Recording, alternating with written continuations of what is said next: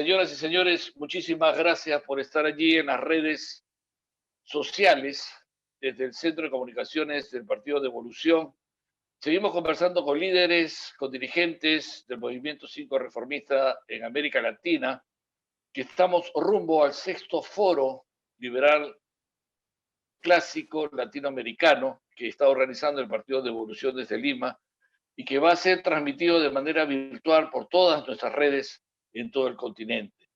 Y hoy nos toca conversar con un hermano amigo desde Chile. Él está en Rancagua, ¿verdad? Él se llama Iván Ruiz. Vamos a darle la bienvenida a nuestra charla en estos momentos. ¿Cómo estás, Iván? Bienvenido. Muy bien, Juan Alberto. Muchas gracias por la invitación. La verdad que hace algunos días atrás me avisaron, digamos, de esta entrevista y estoy muy motivado, intrigado también en el buen sentido de la palabra, y esperando de tener un buen tiempo de conversación que siempre es tan necesaria, sobre todo de temas que creo que nos apasionan, ¿verdad? Como la Claro, política, propiamente tal. claro, Así, sobre todo porque nosotros queremos que Chile esté muy presente en este foro, por lo que ha significado Chile como país en la apertura económica y por lo que significa Chile hoy como un país que quiere ir hacia atrás en un sector importante de la población.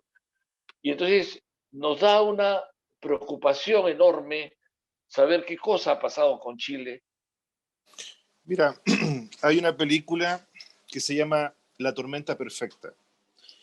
Con esto te quiero decir de que yo por lo menos, bueno, a ver, mi nombre es Iván, como tú bien lo decías, yo de profesión soy cientista político, también soy pastor, soy ministro de una iglesia reformada acá en mi ciudad, y trabajo, aparte de mi tiempo como pastor, trabajo en consultoría para empresas grandes, pequeñas, en términos, digamos, de temas de gestión y temas de política también. Entonces, te hago este alcance para poder darte una buena explicación al respecto. Y yo entiendo que no hay una característica o un motivo en particular por el cual está sucediendo lo que está sucediendo, porque no es solamente, no es solamente de lo que sucedió en una época en particular o hace algunos meses atrás, sino que esto sigue sucediendo. Tú ves la prensa y tú te das cuenta que las manifestaciones, los desórdenes no se han detenido en Chile, ni siquiera estos últimos días, iniciando el 2021, ni siquiera a pesar de una pandemia en la cual tenemos unos indicadores que otra vez se están elevando. ¿Cuáles son esta serie de motivos que van sucediendo? Están transversalmente en distintos ámbitos. Por una parte tenemos una izquierda que se ha vuelto muy dura, muy transversal, con un discurso que es muy llamativo para los jóvenes. Un discurso que en el fondo llama a una libertad y a un actuar sin consecuencias. Y en el fondo, tú apoyando ciertas causas puedes tener acceso porque tienes derecho a una serie de cosas. Pero también tienes una derecha, y ahí tomo las palabras de Alberto, ¿verdad? De nuestro amigo en común Alberto Mansuetti, siempre tan certero y agudo en sus comentarios, una derecha mala, derechamente.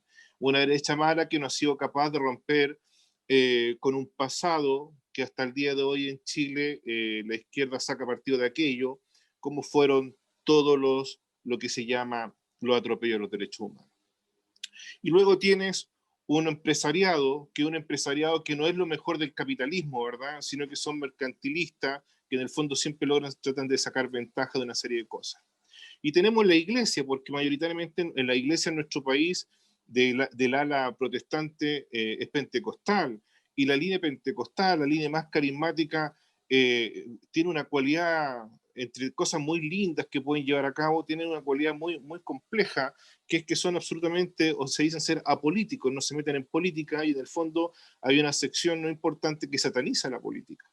Entonces hay una serie de eventos que comienzan a darse en donde la frustración, los elementos de una derecha que no es capaz de defender lo que se ha logrado, el trabajo incansable de una izquierda dura, el rol de la iglesia, el rol del empresariado, hacen que todas estas causas terminen un día como sucedió extrañamente a motivo de una pequeña evasión de metro, se incendian las estaciones del metro el país se comienza a caer a pedazos, ¿verdad? Y comienzan las manifestaciones, las cuales no se han detenido hasta el día de hoy. Y es lamentable porque eh, hoy día estamos aprisionados en una minoría.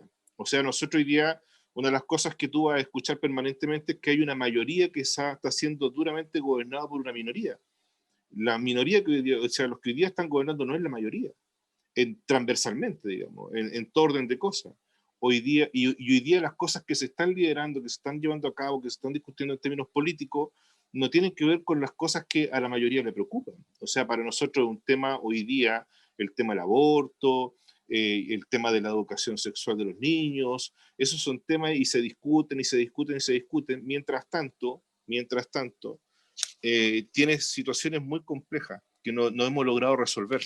Y ahí hay una responsabilidad transversalmente de la política. Yo creo que nuestro gran pecado, Juan Alberto, es que hemos sido torpes en elegir líderes políticos que estén a la altura. Nosotros nos comimos completita la historia del mal menor y empezamos a votar por el mal menor.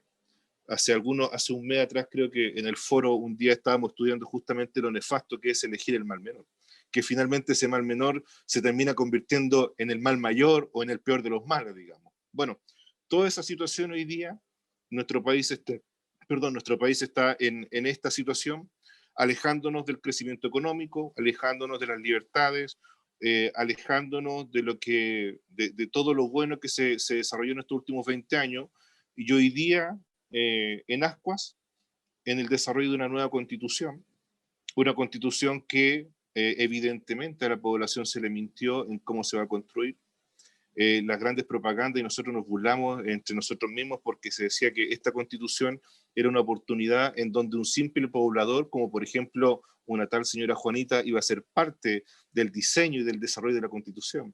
Y tú hoy día ves la lista de las personas que van a esta asamblea constituyente y en su mayoría son todos expolíticos o miembros de partidos políticamente que llevan años y años gobernando nuestro país. O sea, el simple poblador tú lo ves en ninguna parte y no lo vas a ver tampoco. Pero mi pregunta es, ¿qué dice el ciudadano de a pie? Y lo que hicieron fue destruirle un servicio de transporte de mucha gente que nada tenía que ver con el asunto, ¿no? ¿Qué dice el Mira, ciudadano de a pie? el ciudadano de a pie, el pequeño empresario, el que labura todos los días, está cansado, está absolutamente cansado. Está cansado porque se da cuenta que en el fondo los políticos le están mintiendo. Se da cuenta que esto es una violencia que no se va a detener. Y no se va a detener porque aquí hay un tema de ideología profundo que está entrabado. Y hay cosas que son manifiestas, o sea, estas protestas tampoco son espontáneas, no son de un grupo de gente que se siente molesta por el sistema. Estas protestas fueron orquestadas, fueron financiadas, fueron organizadas. Eh, Hay muchas cosas extrañas que sucedieron, o sea, nosotros hasta el día de hoy, hay gente que fuimos, y uno lo ve hoy día, por ejemplo, después de un año del mal llamado estallido social, ¿qué tenemos hoy día? Tenemos un avance de la delincuencia que es preocupante. ¿Por qué? Porque una de las estrategias que se hizo fue justamente debilitar la policía. Y uno cuando dices bien que somos gobernados por los foros o los foros lideran parte importante de todas estas cosas, y tú entras en la agenda justamente de estos foros, te das cuenta que el derribar la institucionalidad, el terminar con este tipo de cosas son justamente sus estrategias. Ahora, el ciudadano común y corriente se siente con incertidumbre, está cansado, no cree, es muy crítico respecto a los políticos, siente que los políticos hoy día es una clase de tipos que solamente van a buscar su objetivo en común y para aquello van a hacer lo que sea necesario. Eso la gente común lo ve y tiene mucho miedo con lo que va a ocurrir, sobre todo porque más encima estamos en una circunstancia, ¿verdad? En donde la pandemia se ha satanizado a tal punto, en donde se le ha metido un miedo a la gente, se ha manipulado a la gente. Entonces, por eso yo te digo, hay una tormenta perfecta de una sensación pesimista de que estas cosas no van a cambiar, en donde esto va a continuar en lo largo de los días, ¿verdad? Pero no hay un apoyo, yo te lo digo eso responsablemente, mira, luchando por ser medianamente objetivo, Juan Alberto. aquí no hay un apoyo de la población a este estallido social. Eso no existe. No Yo está. estoy completamente de acuerdo con lo que dices, porque yo tengo una teoría. Este es el manejo de una muchedumbre organizada, Sí, pero la muchedumbre no es población. La muchedumbre son todos estos vagos que están por ahí en las universidades, que no tienen nada que hacer. La población está trabajando, está ocupada en sus problemas, está en sus asuntos, en sus urgencias diarias, ¿verdad? Estos no. Y esto es una muchedumbre que sale, que te llena media calle o media plaza y grandes titulares, ¿verdad? De los mm, periódicos, la televisión, el enfoque, y parece que fuera una cosa espectacularmente multitudinaria. Con una policía a la que le ponen el freno, más el freno de mano, más un montón de rocas en la llanta para que no avance y dejan que destruyan todo lo que puedan destruir. Entonces suena a un levantamiento popular, pero exacto. es ficticio, es una mentira, o sea, es la dictadura de la muchedumbre, no del proletariado, sino de la muchedumbre. Y muchedumbre no es población, ¿no? Entonces, el enfoque que debe tener el foro, creo yo, basándonos en la experiencia chilena y lo que hace poco vivimos acá en Lima, es el enfrentar las políticas de la muchedumbre. A Chile y a Perú nos han subordinado con la política de la muchedumbre, con la ficción de la muchedumbre. Han hecho creerle al mundo que las multitudes han protestado. Y yo no creo eso. Sí es cierto, hay situaciones que pueden ser discutibles en Chile y lo que tú quieras, producto de las 200 modificaciones de una constitución que ya no es del que la hizo, porque Exacto. ya es otra, ¿no es cierto? Y que es de los que protestan, porque ellos lo hicieron. ¿No es cierto? Ellos hicieron las 200 modificaciones. Así que Sí. esa constitución es mala porque ellos lo hicieron, ¿no? Pero de todas maneras, esto es una gran mentira. Y lo que se tiene que hacer es decir la verdad, pues. Mira, una de las cosas lindas que tiene el foro y una de las cosas extraordinarias que he aprendido con Alberto, y una de las cosas que creo que nos faltó a nosotros en términos políticos y en términos religiosos, por decirlo de alguna forma, es enseñar a nuestra gente, enseñar al pueblo. Entonces Claro. hoy día, por otra parte, toda esta gente que no es parte de esta muchedumbre, no sabe, no conoce. Y eso pasa transversalmente. El ciudadano de a pie, como decimos nosotros, no conoce la implicancia económica, no conoce los foros, no tiene idea del foro Sao Paulo, del foro Puebla, no sabe Claro. este tipo de cosas. ¿Por qué? Porque está dentro de un sistema atendiendo la contingencia diaria de su familia, de sus hijos, de su cuenta, de su trabajo. Y la iglesia, mal favor le hizo a la teología de la prosperidad. La iglesia se acostumbró a una relación con Dios en donde se solicita, en donde se pide permanentemente, pero hay un desconocimiento profundo de la escritura. O sea, mira, yo hace unos días atrás, te puedo confesar, estaba conversando con unos amigos pastores, y fíjate que aún en algunos sectores en esta época, decir hablemos de política a la luz de la escritura es una locura. O sea, te dicen abiertamente, mira, prefiero no hablar de estos temas. Pero si Sí. hablar de política no estamos hablando de los partidos, hablar de política en términos de la escritura estamos hablando de Abraham, y podemos hablar de Rahab, y podemos hablar de Daniel y de Isaías, y podemos hablar de Romanos 13, y podemos hablar del rol del Estado, y podemos hablar de cómo se configuraba y cuál era el rol de los magistrados. Pero Pero no, hay una cosa, Iván, cuando ellos dicen que no quieren hablar de política, es porque están haciendo política. la del silencio. Pero responden a una política. Claro, Es gente que termina diciéndote, lo único que interesa es el amor al prójimo, ¿no? No interesa nada más, el amor al prójimo. Y ahora que están cerrados los templos, no interesa ir al templo, lo que interesa es el amor al prójimo. Entonces, es, es llevarte a creer que solo la Biblia es un amor al prójimo. Eso está bien, el amor al prójimo, por supuesto, que tiene un discurso mucho más amplio, ¿no? No es solamente darle una palmadita al prójimo y decirle yo te quiero prójimo, ¿no? Sino que la Biblia es mucho más, pues, ¿no? Hay elementos políticos que ellos no quieren tocar de la propia Biblia, ¿verdad?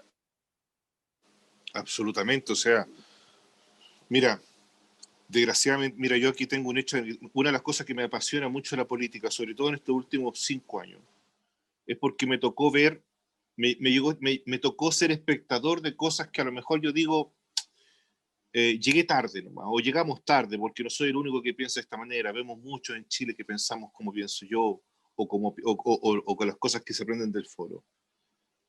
Cuando se aprobó la ley de aborto, las 3 causales en Chile, yo te quiero decir, Juan Alberto, no se aprobó por una mayoría absoluta. No fueron más de 2 o 3 votos. Ahí cuando tú dices, si hubiésemos tenido nosotros como iglesia, como cristianos, en términos más Claro. generales, 2 o 3 o 4 diputados nuestros, tipos con conocimiento político, dispuestos a hacer política pública, no politiquería, ¿verdad? Tipos con una profundidad escritural, jamás se habría aprobado el aborto en 3 causales. Nunca se habría aprobado. Entonces, pareciera ser que cuando hablamos de política estamos hablando de cosas que tienen que ver solamente con los impíos y con lo que llamamos mundano. Y no entendemos que nuestra sociedad, nuestras iglesias, nuestro pueblo depende de las acciones correctas que haga una clase dirigente. Y finalmente los magistrados es un orden que está establecido por Dios, no es algo que al hombre se le ocurrió. Y hay responsabilidades también con aquello. Por lo tanto, hoy día, si tú me dices a mí, me haces la pregunta, bueno, ¿a dónde vamos a llegar? Yo espero enseñar a futuros jóvenes, de tal manera que el día de mañana nosotros podamos cambiar el panorama, podamos cambiar el mapa político de nuestro país. Porque el mapa político de nuestro país, más encima después, una de las estrategias que hace la izquierda, aumenta la cuota de diputados, por ejemplo. Y yo te quiero decir que antiguamente hubo una época en este país, aunque no lo creas, que para ser diputado o senador había que tener cierta historia política, había que tener ciertos estudios políticos y básicamente tenías que ser un tipo, llamémosle, un político, digamos. Hoy día en mi país hay artistas que con 300, 400 votos y menos son diputados. O sea, en cualquier colegio, un presidente de alumnos, como llamamos nosotros, tiene 1000 votos, tiene más votos que algunos diputados que hoy día están entrampando leyes y generando una serie de alianzas que son torpes, digamos, pero están ahí en el Congreso y están decidiendo y están liderando. Entonces, tenemos una responsabilidad y tenemos un rol del cual hoy día es tremendamente importante hacernos cargo, y eso es enseñar. Para mí es enseñar, para mí es hablar, para mí es dialogar, para mí es explicar, es no callar en definitiva, es no callar.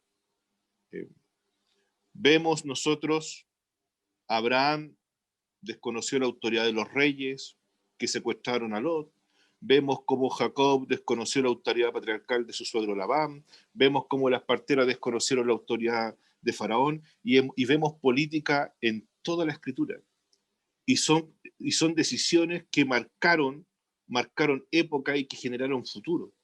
Por lo tanto, hoy día yo creo que, hoy día, mira, lo hablaba con mi esposa hace un rato atrás. En este país, si tú ves el censo o ves la historia de los grupos importantes, en este país la mayoría, las estadísticas te dicen que más de la mayoría somos cristianos, y más aún si le quieres sumar los católicos y evangélicos, protestantes, carismáticos, todo eso. Si tú quieres sumar todo el escenario de la cristiandad, las estadísticas te dicen que más del 70% de este país son cristianos. Sin Claro. embargo, sin embargo, estamos siendo ridículamente gobernados por minorías. Y ahora tomo lo que tú decías recién, por minorías que tienen instrumentalizada a una muchedumbre para generar desorden, caos, confusión, conflicto. Es una locura.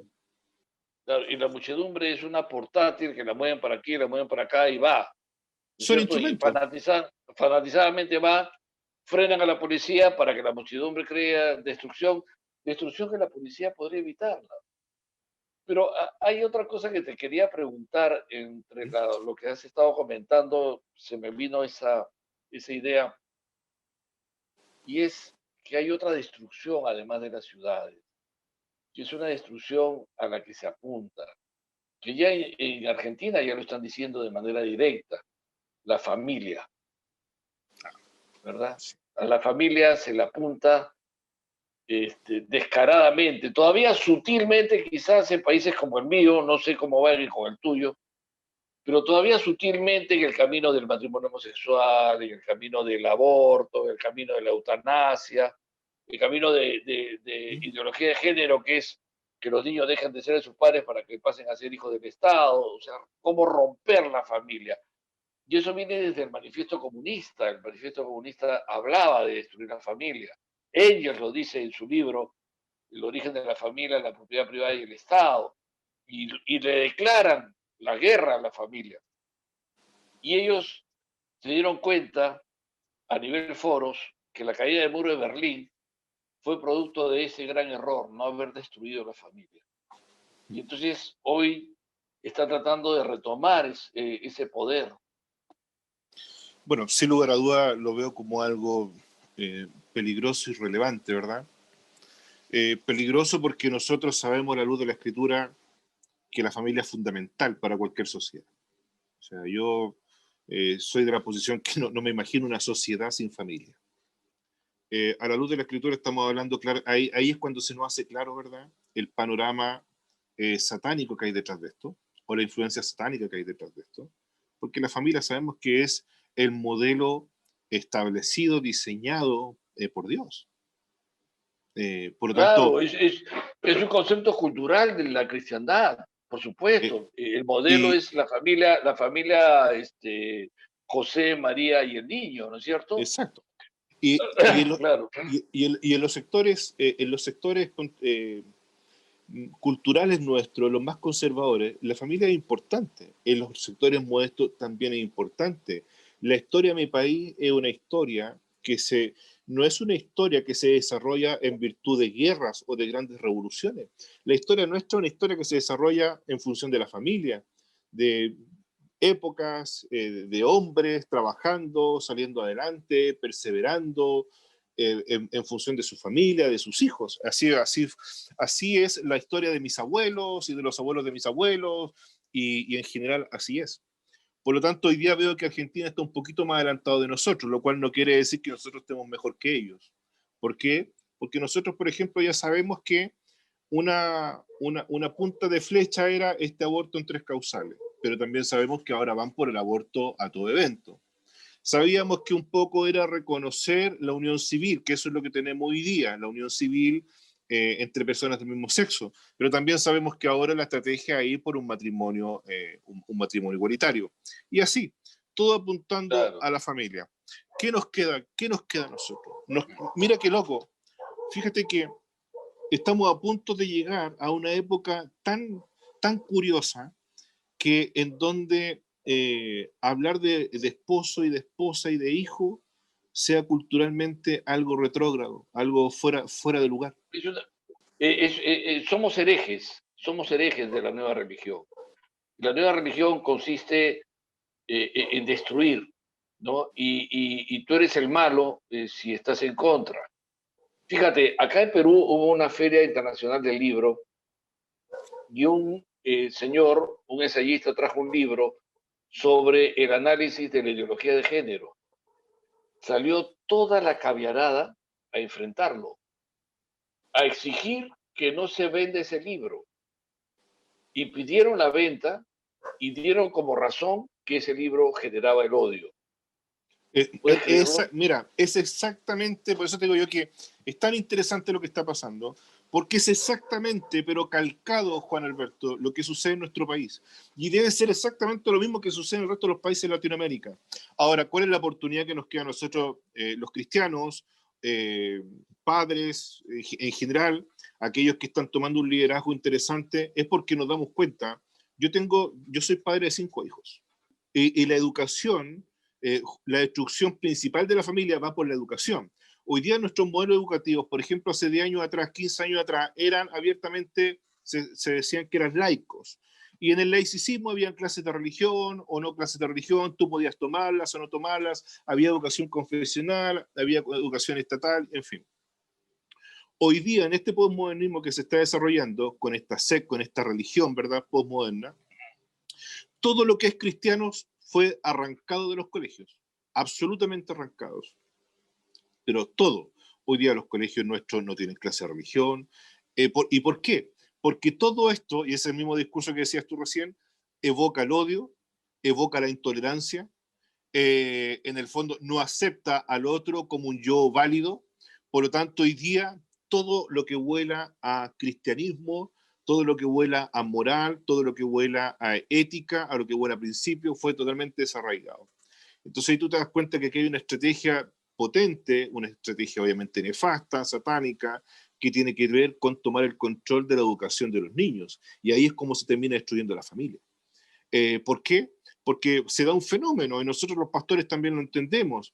Imagínate que hace un tiempo atrás, bueno, estaba justamente leyendo un libro de Stephen Perks y decía, qué locura es que un padre trabaje para que su hijo llegue a la universidad. Es el plan de todos, ¿verdad?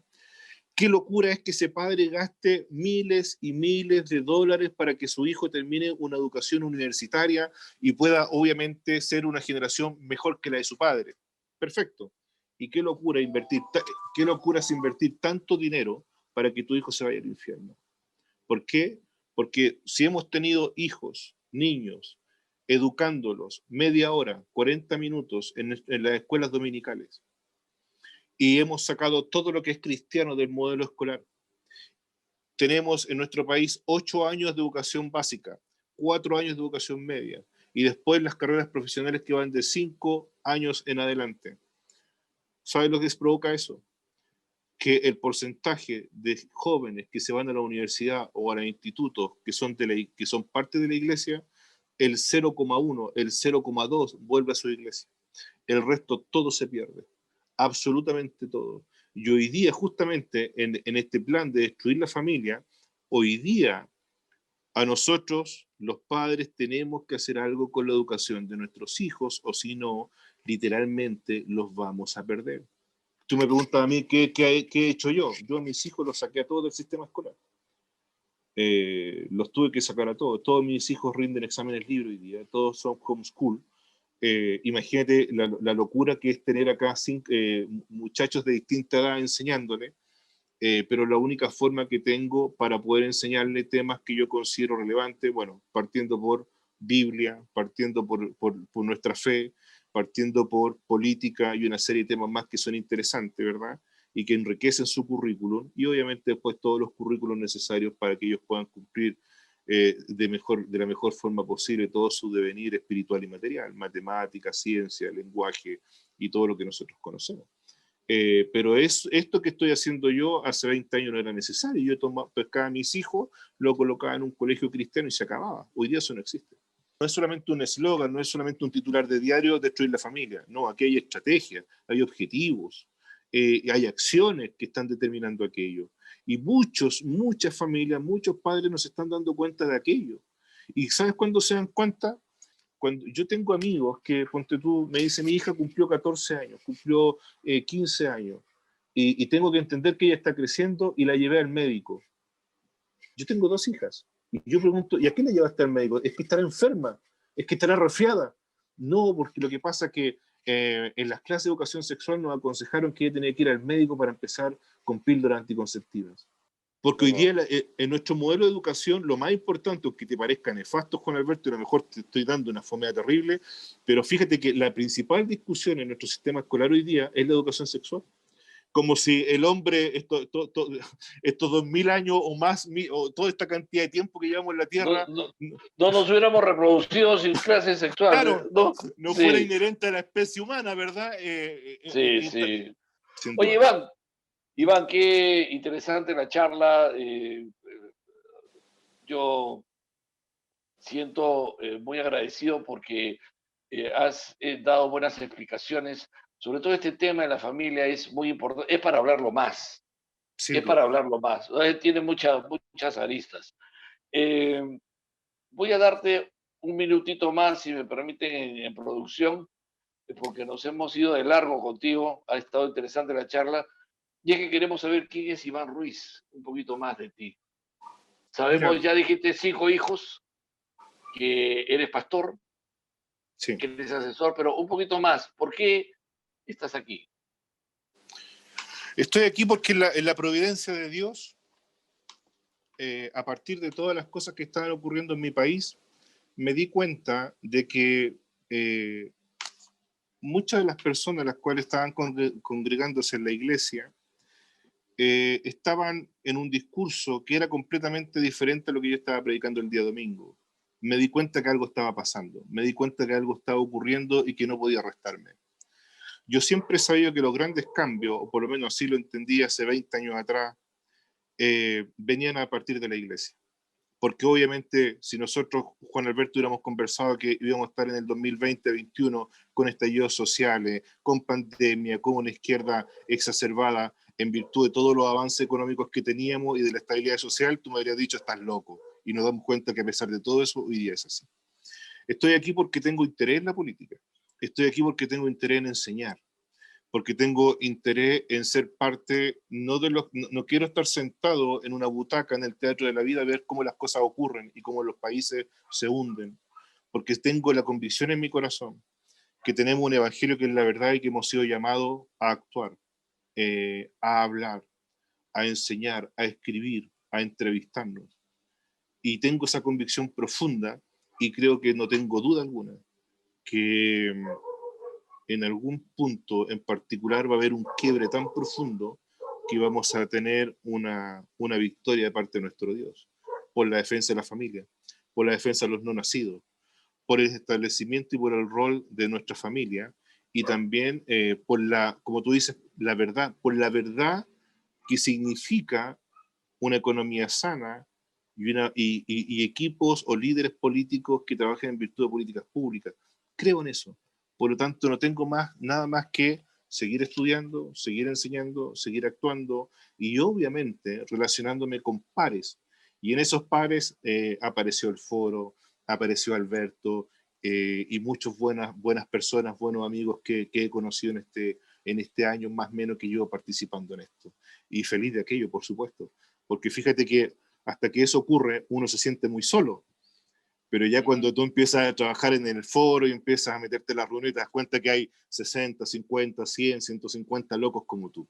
Oye, Iván, qué gusto tenerte como amigo, qué gusto escucharte, qué gusto hablar contigo. Y me va a dar mucho gusto poder participar juntos en este sexto foro que se viene en marzo de este año. Un abrazo para ti, gracias por haber estado con nosotros. Le mandamos un saludo. Fue Iván Ruiz, desde Rancagua, Chile. Interesante charla, linda charla, Iván.